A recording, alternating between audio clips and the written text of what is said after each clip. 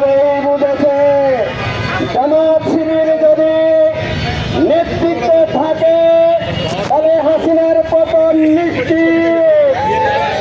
জেনে বুঝে আমাদেরকে ১লা আগস্ট নিষিদ্ধ করেছে, কিন্তু মহান মনে তার আর সহ্য হয় নাই। তিনি ৫ই আগস্টে হাসিনাকে ৪ দিনের ব্যবধানে এই দেশ থেকে ইন্ডিয়া পালিয়ে যেতে বাধ্য করেছে।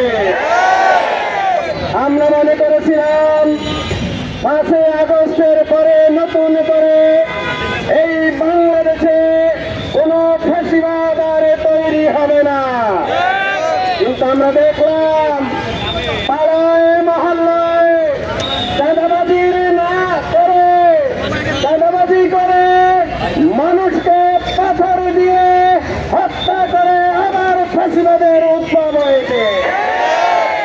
সারা বাংলাদেশে আমাদের এই গণজোয়ার দেখে তারা হুমকি ধুমকি দিয়ে আমাদেরকে ভয় দেখিয়ে ভোট কেন্দ্র দখল করার পায় তারা করছে।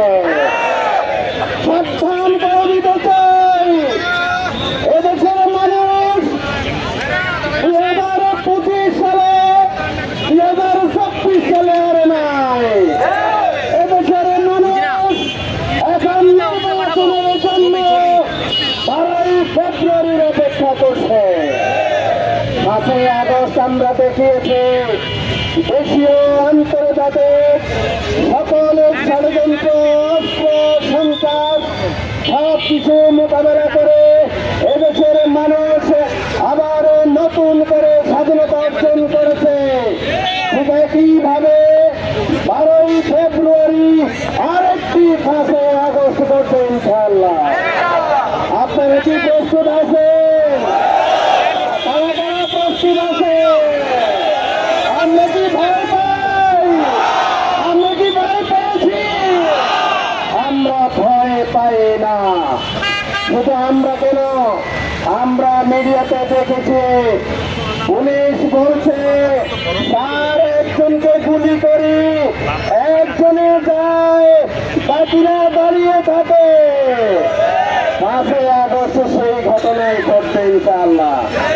আমি তো বলি আমাদের পুরুষ ভাইদের প্রয়োজন হবে না, এবারে নারী ভোটাররা ভোট দিয়ে তারা বাড়িতে আর যাবে না।